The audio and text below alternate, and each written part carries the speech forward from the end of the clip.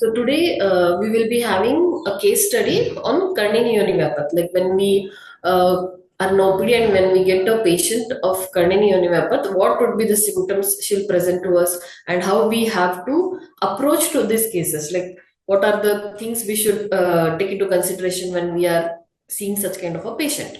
So first, I think everyone knows a brief intro about Karnini Univapath, and then we will see how the case has been coming to us. Like commonly the patient comes to us with white discharge and there is like burning sensation or there is pain in the back. These are the common symptoms. And what I suggest you is like whenever a patient comes to our OPD with a white discharge of at least they tell it's a chronic like 3 months and all, immediately we should always keep in our mind to go for a per speculum examination. What happens when we are in the OPD? We get a patient of white discharge, we will tell, okay, uh, first you take these medications, then we shall see. This is common what every doctor does in the OPD. But if the patient comes with a complaint of saying, I'm having white discharge since 3 months or 4 months or more than a month, there is continuous white discharge, there is burning sensation, there is blood stain white discharge. Like sometimes there is a staining in the white discharge or my undergarments gets stained. Like that, if the patient comes and complains to us, it is always better to go for a per speculum examination. For example, in your OPD, if you don't have any examination set or you have not kept it or there is no facility, it's small clinic is there. Like sometimes we will be having like visiting clinics. Then what we can do? If the patient is affordable or there are diagnostic centers in and around, I suggest send the patient to colposcopy or a gynecologist who is nearby for an examination. What is there? If you cannot do, at least ask someone to get it done. It is always better that we do in our OPD and we examine and get a diagnosis with what is the condition and then proceed. There are also different conditions. Differential diagnosis is also important to understand in such kind of cases. Now coming to the complaints, what we see is like it's a very common complaint. White discharge is a very common complaint, and cervical erosion most of the times goes unnoticed or undiagnosed. We just feel it's a normal white discharge and we live it.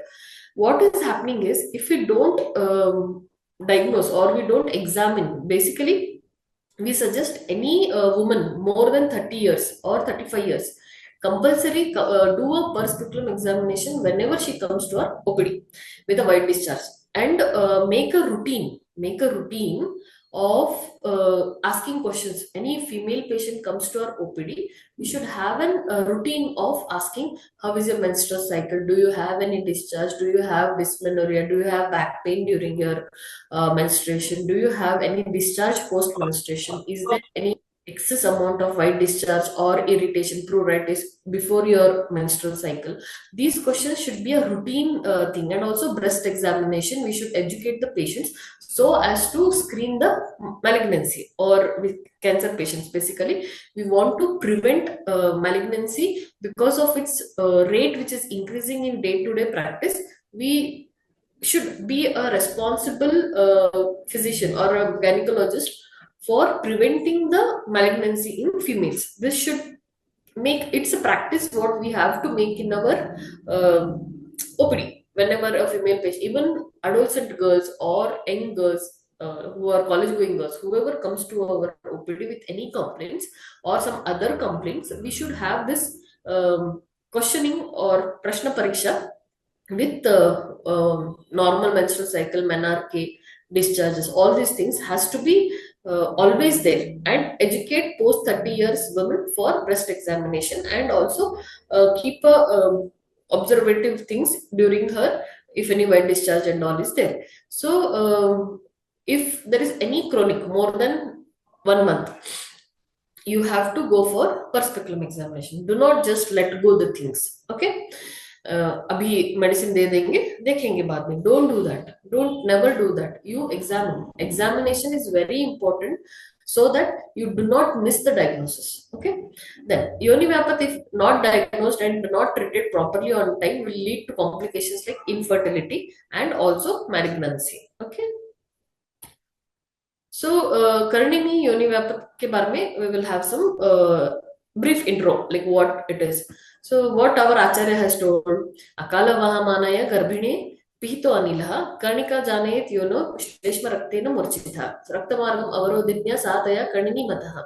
So, क्या होता है अकाल वाहमानाय, like when there is no pain and the woman pushes the baby, what will happen? The vata will get vitiated, thereby that vata vitiates the kapha and rakta there, causing utpanna of the karnika. Okay, and it is called karnini yoni vyapak.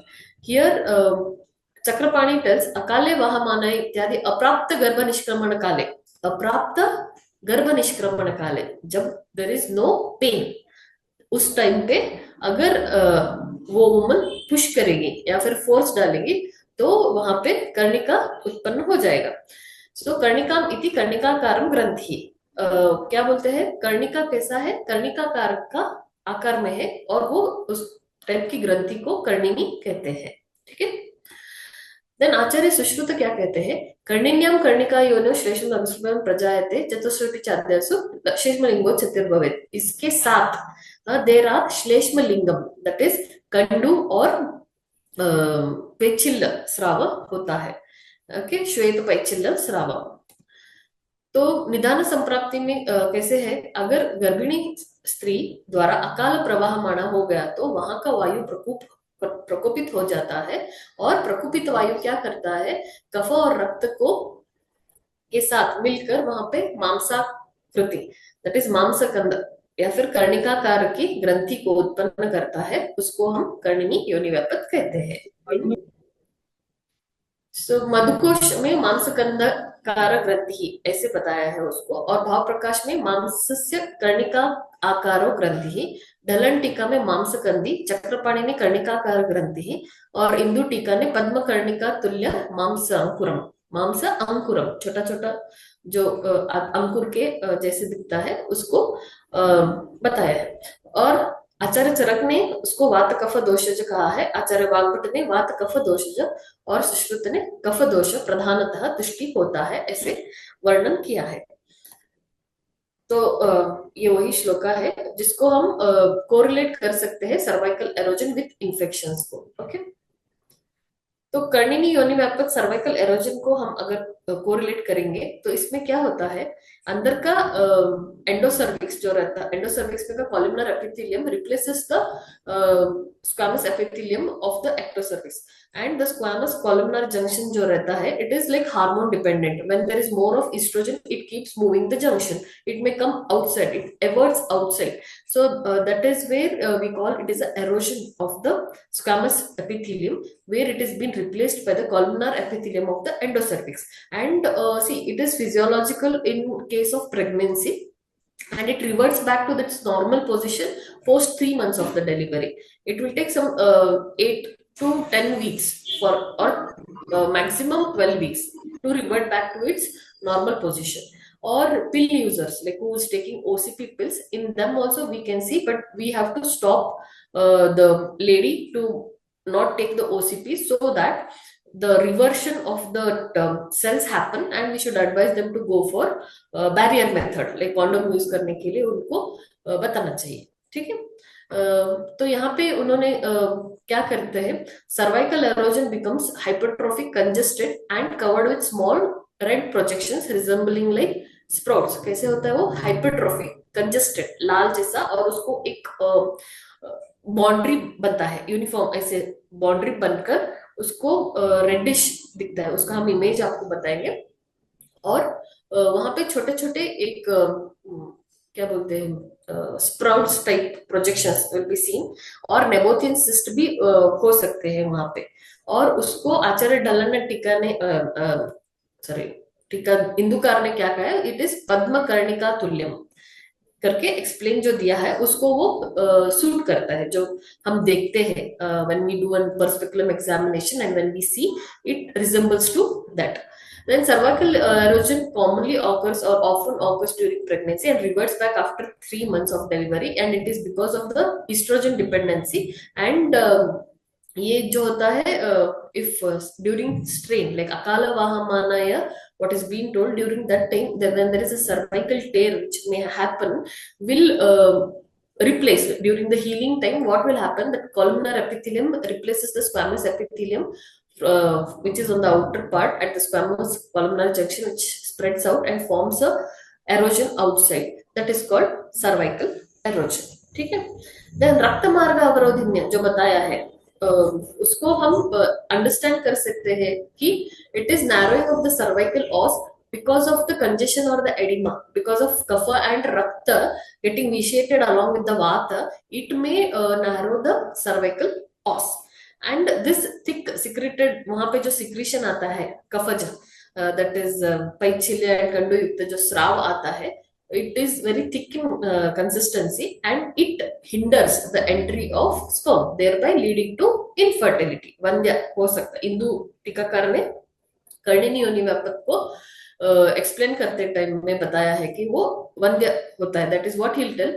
गर्भाशय द्वारा संवृत्तिकरम अत एव निषक्तस्य शुक्रस्य अप्रतिग्रहात् गर्भो न जायते इति भावः. तो यहाँ पे उन्होंने वही बताया है कि बिकॉज ऑफ कर्णिनी योनि व्यापक द गर्भाशय द्वारा संवृत्तिकरण छोटा हो जाएगा और शुक्र is not able to ascend up, thereby causing वंध्य. ठीक है. द गर्भ doesn't get formed. Okay. Then चिकित्सा में बताया है कि वहां पे जीवन या द्रव्य के सिद्ध तैल से उत्तरवस्ती देना है. वर्थी धारणा इज बीन एक्सप्लेन. कुष्ठ पिप्पली अर्काग्र सैंधव बस्त मूत्र में पीसकर उसकी वर्थी बनाना है. कफ हरा चिकित्सा is been explain. Now when we are in OPD, okay, when we are in OPD and how the patient may come to us.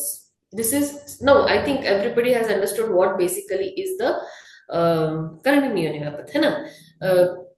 क्या रहता है बेसिकली? वात दुष्टि हो गई है, कफ और रक्त वहां पे उसके साथ में विषेट होकर स्थानित cervix, that is at the yoni mukham, there is formation of padma कर्णिकाकारम और कर्णिका कार ग्रंथि और मांसाकुरा, ऐसे डिफरेंट डिफरेंट टर्मिनोलॉजीज जो दिया है, which resembles to the examination जब हम करते हैं and we see there is formation of an erosion which resembles to what we have in our कर्णिनी योनि व्यापक explanation, है ना.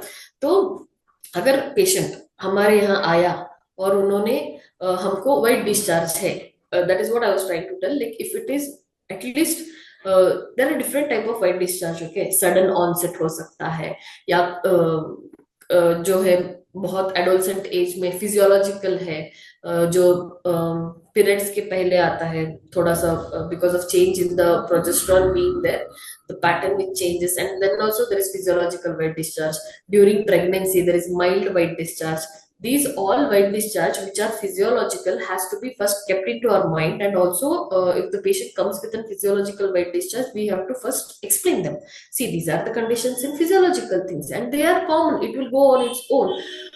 Adolescent में अगर white discharge आया तो हमको वहां पे we have to educate the girl to see, because you are not eating proper calcium और उसको न्यूट्रिएंट सप्लीमेंट बराबर से नहीं मिल रहा है, वेग धारण कर रहे हैं, तो we have to explain them कि see you have to have proper nutrients, बहुत सारा कैल्शियम का इंटेक आपको करना है, नहीं तो पैकेक एनीमिया से भी वाइट डिस्चार्ज होता है. तो ये एडोलसेंट एज में आएगा. तो रिप्रोडक्टिव एज में दिस इज कॉमन. कर्णिनी is common who is taking OCP pills or who has delivered and there is a history of delivery in 1 year and still it has not healed. Commonly हम देखते हैं कि ये secondary ही होता है, like पहला delivery होने के बाद ही ज्यादातर हम लोगों को कर्णिनी योनि व्यापक जैसे सर्वाइकल एरोजन जैसे केसेस देखने को मिलते हैं. और it's like the one who is taking OCPs, in them also it is very common. ठीक है. और अगर कर्णिनी भी रहा or it is erosion or whatever it is, irrespective of the lesion there, you have to take a vaginal smear. Pap smear test करना ही है. There is no other अभी रहने दो, देखेंगे बाद में करेंगे. You should never do that. Whenever such cases are there, make a point, you at least send for vaginal pap smear or cervical pap smear, or you do it by yourself. Take a at least swab to take it, see for the cell cytology, vaginal cell cytology, या फिर pap smear test के लिए compulsory भेजना है। अगर patient affordable है, अच्छा खासा पैसा है, तो उनको कॉल्पोस्कोपी के लिए भी आप रेकमेंड कर सकते हैं, so that we will get a clear cut picture of what kind of cells are there and it will rule out malignancy. ये एक हेल्प है, you are helping the society. आप इतना डायग्नोस भी करके देंगे ना, तो भी बहुत बड़ा है, because we are seeing cervical malignancy coming to us in second और third stage of the condition, where patient is totally so much, some metastatic changes also might have happened, so we have to rule it out. We want to prevent that, at least starting stage में ही अगर हम उनको help करेंगे, तो the life span of that patient will be better. The lifestyle also we can modify, and also we can advise the patient what to be done in next steps. We can at least refer them to the tertiary centers, get operated if at all they want to go for hysterectomy, let them come back. We have so many good medications, so that we can help them out. Instead of chemotherapy, we can start with our medications. तो ये आपको compulsory physiological कब रहेगा, pathological कब रहेगा, in what age we commonly find this, 30 years to 45 years is the common case, and post menopausal में कैसे आएगा पेशेंट। तो ये different different situations of wet discharge का जो है वो हम आगे क्लास में फिर देखेंगे, लाइक वेट डिस्चार्ज कहाँ कहाँ पे। लेकिन अभी कर्णिनी का जो हम लोगों को केस है, तो उसमें पेशेंट हमारे पास कैसे आएगा, और वो यूजुअली कैसे रहता है, सडन ऑनसेट नहीं रहेगा, वो रहेगा 3-4 महीने से रहेगा, या फिर वो आके आपको कहेंगे कि हमको पहले ना इतना कभी था नहीं, डिलीवरी के बाद थोड़ा ज्यादा हो गया है, or the OCP pill taking woman or that female will come and tell, I had never any problem with the white discharge. I don't know, recently since like 1 month or 2 months, I'm like repeatedly getting white discharge. There's also like burning sensation I feel, and whenever I get my periods, I feel like it is so burning and all. This is what the patient comes to our OPD and gives the complaint. So here in this case presentation, what has happened? A female of 33 years had come to our OPD with complaint of excessive white discharge per vagina and itching associated with burning micturition and low back pain since 6 months. And it was affecting her daily routine activity since 4 years. तो ये ज्यादा कब हो गया है, 6 month से था, फिर 4 ईयर से ये आ रहा है जा रहा है, like it is intermittently disturbing her, for which she has taken treatment in contemporary science, and she also has a history of secondary infertility. Such a classical case, जो इंदु टीकाकार ने बताया है। तो because of that secretions or that erosion, she is having issue. See, since 4 years she is having, but nobody has even attempted to go for a perspicuum examination. तो यहाँ पे कितना मिस डायग्नोस होता है, यूजुअली ऐसे होता है। Even हम भी कभी कभी ओपीडी में बहुत पेशेंट है, तो हम ऐसे ही करते हैं ना, ठीक है अभी आप ये मेडिसिन ले लो, एक 10 दिन के बाद देखेंगे। 10 दिन में वो अगर वाइट डिस्चार्ज कम हो गया तो पेशेंट तो आएगा ही नहीं, तो what will happen, we will miss the diagnosis. So we have to at least, आपको बहुत रश है, उस दिन नहीं हुआ तो आप पेशेंट को बोलो टेस्ट तो करना पड़ेगा ही, आपको आना ही है, एटलीस्ट एक 2-3 दिन का ही मेडिसिन देके वापस उनको एक टाइम स्लॉट डाल के उनको वापस बुलाइए, डू अ परस्पेक्युलम।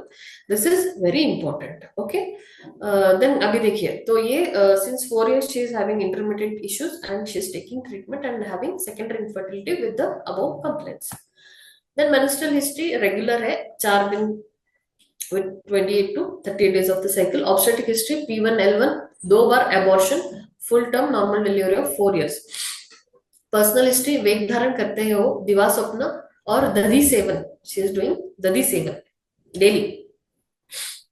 देन हम per speculum when we do, she is having white discharge, there is cervical erosion and uterus is antevated normal size, 4 is on the both are free and there is no cervical motion, 10 तो हमने urine test भी किया, albumin nil, sugar nil, pus cells 10 to 12, there is mild infection which also lets us to know there is cervicitis, okay, and RBC is nil। अष्टविधा परीक्षा किया तो नाड़ी 76 है, मूत्र 5 से 6 बार जाते हैं, बर्निंग है उनको, मल कॉन्स्टिपेटेड है, वात प्रकोप हो गया है, जीवा लिप्त है, शब्द स्पष्ट है, स्पर्श अनुष्ण शीत दृक् प्राकृत आकृत मध्यम है। दशविध परीक्षा में वो वात प्रधान पित्त प्रकृति की थी, विकृति कफ हो गया है, सार मध्यम, समनन मध्यम, प्रमाण मध्यम, सात्म्य मध्यम, सत्व मध्यम, आहार शक्ति मध्यम, व्यायाम शक्ति हीन। उनको ज्यादा काम करने को नहीं हो रहा because of continuous back pain and having the discharge, and वयशीस मध्यम। तो हम इसको एज द डायग्नोसिस हम उसको सर्वाइकल एरोजन कर रहे हैं। कौन से पॉइंट्स के ऊपर हम उनको डायग्नोस करते हैं कि वो सर्वाइकल एरोजन है? पैच्छिल कंडवाधिक्य, वहां पे कंडू भी है और इट इज पैच्छिलम। देन श्लेष्म लिंगोच्चतिर्भवेत्, पैच्छिलम शीतम कंडुग्रस्तम अल्प वेदना पांडुवर्णम तथा पांडु पिच्छिल आर्तव वाहिनी। तो स्टिकी म्यूकोइड वाइट डिस्चार्ज जो है उसको हम इसके हिसाब से ये सर्वाइकल एरोजन कह रहे हैं। और अकाल वहामानाय गर्भिणो पीतो अनिल, तो शायद उस औरत ने during her normal delivery she might have pushed when there is no pain, and it can be correlated to cervical erosion. Complication of yoni vapat being one day she is having secondary infertility. Okay. तो intervention यहाँ पे हमने देखा था कि वर्ती use करने का बताया है, और श्लेष्महर चिकित्सा इज सर्वम कुर्यात, इसमें श्रेष्ठ चिकित्सा इज गफहर, श्लेष्महर चिकित्सा करना है। तो हमने यहाँ पे क्या किया है, त्रिफला कषाय से योनि प्रक्षालन करके पंचवल्कल कषाय का पिछू रखा है 7 दिन के लिए। और त्रिफला कषाय और पंचवल्कल कषाय इज हैविंग शोधन एंड रोपण प्रॉपर्टीज, इसलिए उसको हमने सेलेक्ट किया है। ठीक है। तो ओरल मेडिकेशंस हम लोगों ने चंद्रप्रभावटी दिया है 2 TID before food with hot water या warm water because of having त्रिदोषग्न बल्य एंड रसायन। लोद्रासव और दशमूल अरिष्ट 30 ml TID after food for 1 month दिया था। एक कैप्सूल फेमलिन करके आता है अजमेरा कंपनी का, उसमें अभ्रक भस्म है, कंकोला, अशोक, लोद्रा, अश्वगंधा, माक्षिक भस्म, लोह भस्म, गोक्षूर, माजुफल, हीराबोल, शतावरी, स्फटिक भस्म, त्रिवंग भस्म और दारुहरिद्रा है। तो इसको ऑल ये जो कंटेंट्स है they are vata kapha doshahar and good healing properties, so 2 TID after food दिया है इसको। तो 1 month के बाद after 1 month the white discharge and itching reduced completely, जो था वो कंप्लीटली रिड्यूस हो गया। Burning micturition reduced in 2 days, उसको बर्निंग मिक्चुरेशन था ना, तो within 2 days of the commencement of the treatment it has reduced.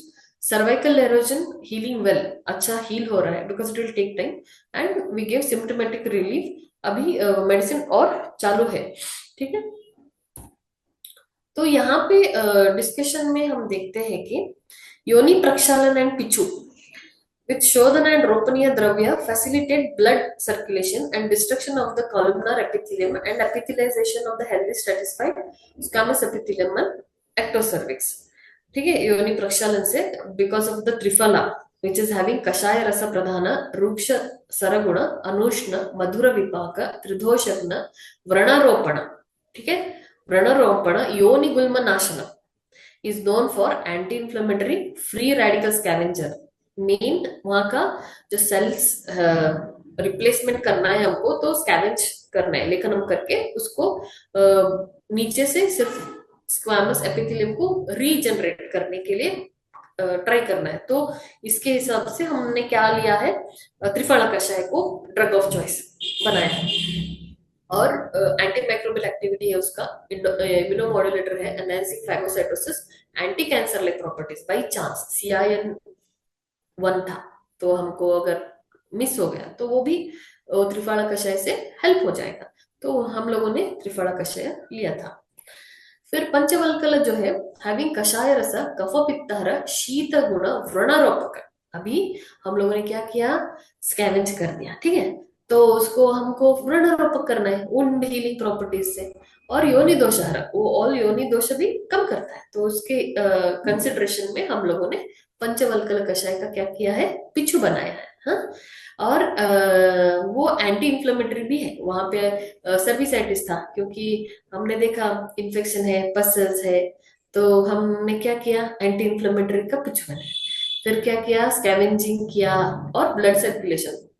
Even पंचवल्कल is known for scavenging activity और फिर ब्लड सर्कुलेशन बढ़ाया टू एनहांस द रोपण एक्टिविटीज। हाँ, तो उससे क्या हो जाएगा, वो हील होना शुरू हो जाएगा। पहले स्कैवेंज करेंगे त्रिफला कषाय से, और वो रोपण भी है। उसके साथ हम लोगों ने पंचवल्कल का पिछू रखने से वो अच्छा हेल्प होता है। कभी कभी क्या होगा, अभी दो दो कषाय बनाने को नहीं होगा कभी, तो हम क्या कर सकते हैं, वी जल आता है हिमालय का, तो वो भी पंचवल्कल का ही है। पेंटाफाइट आता है जो, वो भी पंचवल्कल का ही ऑइंटमेंट है। फिर आता है ग्राम, उसमें करंज है। नहीं तो जात्यादि तैल पिच्छू भी हम रख सकते हैं, that is also very good. जात्यादि तैल का रोपणार्थ है, तो त्रिफला कषाय से हम प्रक्षालन करेंगे, वो भी रखेंगे। या फिर अपमार्ग क्षार तैलम, उसका भी बहुत स्टडी है। अपमार्ग क्षार तैलम, that also we can make a picture and keep it on that part, and then immediately remove and then put again जात्यादि तैलम, अल्टरनेट हम ऐसे कर सकते। सुबह में अगर हम अपमार्ग क्षार तैल का पिच्चू रखेंगे, तो शाम में उसको 2 घंटे के बाद वो निकालते हैं ना, तो शाम को आएंगे तो वहां पे एक जात्यादि तैल का पिच्चू रखेंगे, तो भी वो हील हो जाएगा, है ना। तो ऐसे हम मॉडिफाई कर सकते हैं, जितना वो एरोजन है वो देख के उसके अकॉर्डिंगली हम डिसाइड कर सकते हैं कि कौन सा तेल कितना कब रखना है, और कौन सा कषाय हम उसको डाल सकते हैं। नहीं तो भी हम कॉमनली वाइट डिस्चार्ज में त्रिफला लेती है, लेकिन इन एरोजन दिस बीइंग रोपणीय द्रव्यम एंड स्कैवेंजिंग प्रॉपर्टी बीइंग श्रेष्ठतः वी यूज त्रिफला कषाय। अभी पंचवल्कल में क्या है, टैनिन्स है। It contains tannins which helps in wound healing processed by wound contraction with increased capillary formation. तो वहां पे ब्लड सर्कुलेशन होने से ग्रैनुलेशन प्रॉपरली होके अंदर से वो स्क्वैमस स्ट्रेटिफाइड स्क्वैमस एपिथेलियम जो एक्टो सर्विक्स में रहता है, वो ठीक से हो जाएगा। Okay, it also contains flavonoids and alkaloids which inhibits vasodilation and vascular permeability, thereby reduces the exudation from the wound. है ना। अगर वुंड बना है, फॉर एग्जांपल क्रायो सर्जरी, अभी मॉडर्न में हम ट्रीटमेंट देखेंगे तो क्या है उसमें, थर्मल कैपॉटरी है, क्रायो सर्जरी है, लेजर है। तो वो करने के बाद स्लफिंग होता है। अगर हम ये पिछू बना के रखेंगे आफ्टर प्रक्षालन, तो वहां पे स्लफिंग भी नहीं होगा, डायरेक्ट हीलिंग है। क्षार तेल से आप थोड़ा सा उसको और थोड़ा स्क्रिपिंग के लिए रखेंगे, फिर बाद में हम पंचवल्कल का कषाय भी रख सकते हैं शाम में, या फिर जाते भी रखेंगे, तो वहां पे एक्सुडेशन भी ज्यादा नहीं होगा, है ना।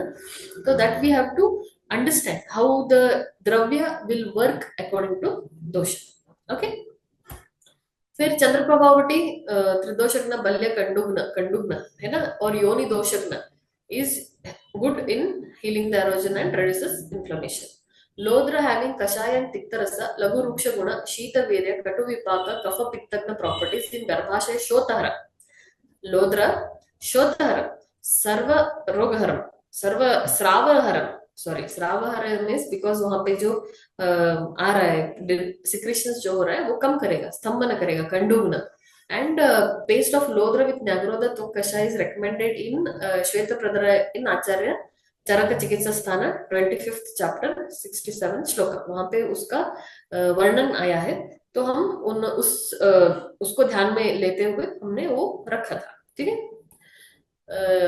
लिया था, लेकिन इंटरनल दिया था। फैमिली में अभ्रक है। अभ्रक जो है वो कषाय मधुर रस है, स्निग्ध शीत मधुर विपाक है, और त्रिदोषग्न है, और it is a powerful cellular regenerator. It helps in regeneration of the cells and it is anti inflammatory, aphrodisiac. So दोनों में वो सेकेंडरी इनफर्टिलिटी है ना, तो वहां पे भी हेल्प हो जाएगा। माक्षिक जो है मधुर पित्त कषाय रस लघु शीत मधुर विपाक पित्त प्रधान त्रिदोषग्नम, and it acts on leukorrhea, burning micturition, angiogenesis, and in anti-inflammatory, है ना। तो it is भस्मस are very good. Tribhanga is known for anovulation and infertility में हम यूज करते हैं, beneficial in leukorrhea. स्फटिक जो है उसमें वो कषाय कटु आम्ल रस स्निग्ध गुरु उष्ण लेखनीय प्रणरोपणीय एंड रीएपिथलाइजेशन और बैक्टीरियोस्टैटिक में यूज करते हैं। स्फटिक जो बहुत सालों से यूज कर रहे हैं, कट्स हो गया कुछ भी हो गया तो वही लगाते हैं ना ये बार्बर्स में, वो सभी। तो इट इज नोन फॉर व्रणारोपण और रीएपिथलाइजेशन में हेल्प करता है। It also helps in scavenging of the cells and epithelization of the new healthy stratified squamous epithelium. तो ये देखिए, ये ड्यूरिंग ट्रीटमेंट लिया था हमने। स्टार्टिंग में तो बहुत ही खराब था, फुल रेड था, ये उतना क्लियर नहीं आया है ड्यूरिंग ट्रीटमेंट वाला। आफ्टर ट्रीटमेंट में आप देख सकते हैं कि वाइट डिस्चार्ज तो पूरा चला गया है। Vagina has become full healthy on the sides, और even the erosion is slowly going back inside. So this was after treatment and still the medications are going on. And ये ऐसे और एक सर्वे अर्जुन पे एक जो स्टडी मिला था, वहां पे उन्होंने त्रिवृत नहीं, वहां पे उन्होंने क्या किया है, प्रक्षालन में त्रिफला हुआ था और जात्यादि तेल का पिछू दिया है, और इंटरनली प्रद्रांत कलोह त्रिफला गुग्गुड़ु और शतावरी वटी पुनर्नवा मंडूरा उनको शमन चिकित्सा के लिए दिया है। तो वहां पे भी उन्होंने अच्छा रिजल्ट मिला है। और एक केस स्टडी में लिखा है कि ये जयपुर में किया था, नेशनल इंस्टीट्यूट गवर्नमेंट कॉलेज में। तो वहां पे उन्होंने क्या किया है, त्रिवृत लेह से उनको विरेचन दिया है, और उसके बाद में अपमार्ग क्षार तैल से योनि पिछू रखा है, एंड त्रिफला गुगड़ू उनको शमन चिकित्सा के लिए दिया था। तो वो भी अच्छा रिजल्ट आया है। ठीक है। यस। कोई डाउट है?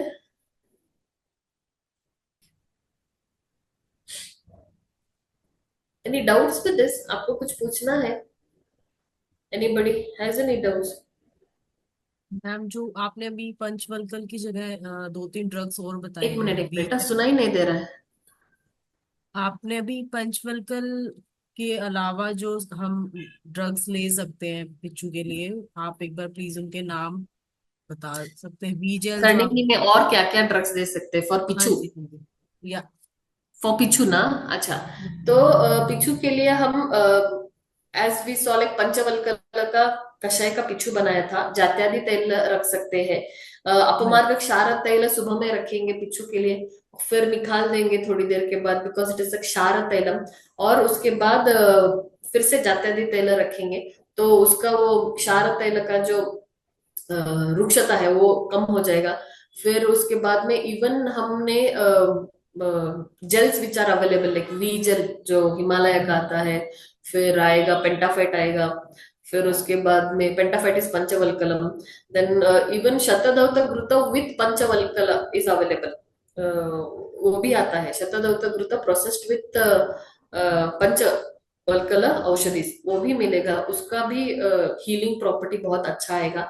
जात्यादि घृत भी अवेलेबल है, वो भी आप उसका पिछू बना के रख सकते हैं। फिर हमने पुष्यानुग चूर्ण का पिछू बना के भी रखा था, तो वो भी अच्छा काम करेगा। और और क्या है, कषाय तो त्रिफला कषाय ही श्रेष्ठ है कर्णिनी में। और शायद इतना बहुत है। और आपको कुछ पता है तो आप बताइए।